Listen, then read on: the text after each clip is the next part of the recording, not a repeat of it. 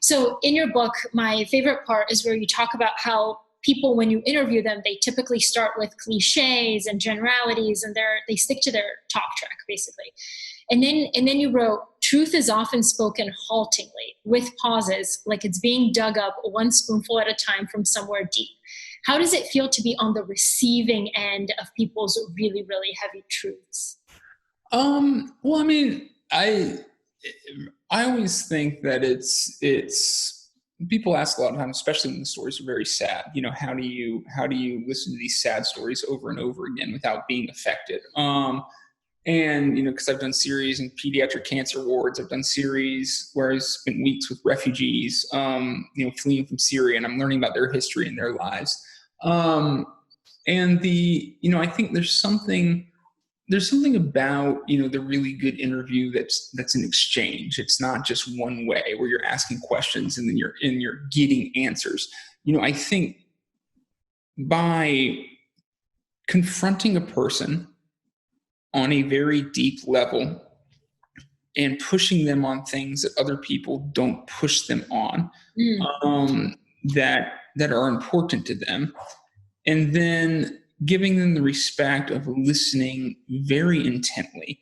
I mean, challenging somebody is a form of respect. It shows that you're listening to them so closely that you're noticing inconsistencies and you're noticing where things don't add up. And so you're pushing them on it. You're pushing them to explain, not only to you, but to themselves, why they've been holding this belief or why they've been thinking that. And, when you're coming from a place of this intense listening, there's no question that you can ask. It's too private, too confrontational, too personal, because it can be sensed that it's coming from this authentic and organic place, and this place of pure curiosity and pure interest and pure presence, as opposed to asking these questions as a means to an end. And that moment doesn't get reached in every interview. That place, it's not a moment, it's a place. Like that place doesn't get reached in every interview, but it gets reached, I would say, in every interview that makes it on the blog.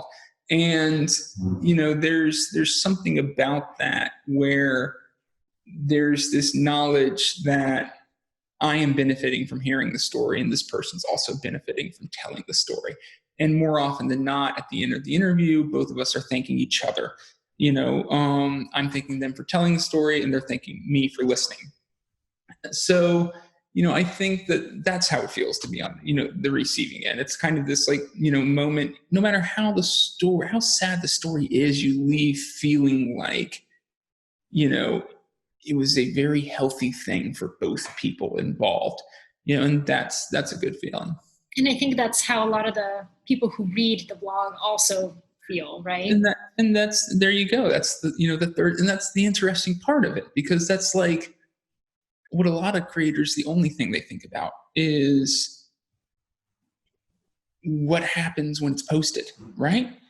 But for me, when the conversation's over, so much of the magic's already happened. It's in the moment, it's on the street. And the Success of Humans of New York, it's maintained in these FaceTime interviews that I've been having. These moments where you're like, you're going to places in somebody's minds with them for the first time, and it's good for them and it's healthy, and you're there and you're witnessing it and you're watching it. And, it's a powerful thing, especially when it's something that somebody's been avoiding confronting for a long time.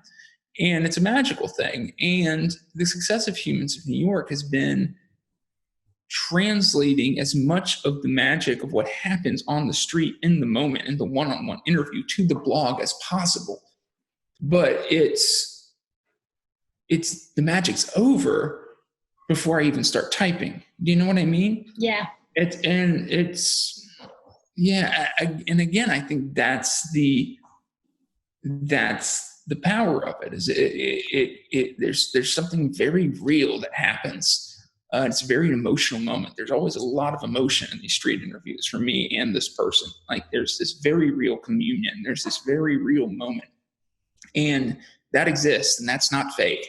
And it's taking as much of that and putting it in a jar, you know what I mean? constructing it, reconstructing it in a way that maintains the person's voice, that maintains their intent. The photograph maintains their emotion. I like to capture people while they're talking, because I want the audience to be there and feel like what it was like to sit there and listen to that person. And yeah, I think the better that I've gotten at that over the years, the more impactful the work's become.